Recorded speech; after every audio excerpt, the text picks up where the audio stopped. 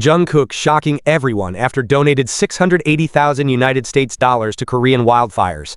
Jungkook recently reported that he has made a significant donation of 1 billion Korean won, approximately 680,000 United States dollars, to support wildfire relief efforts in Korea.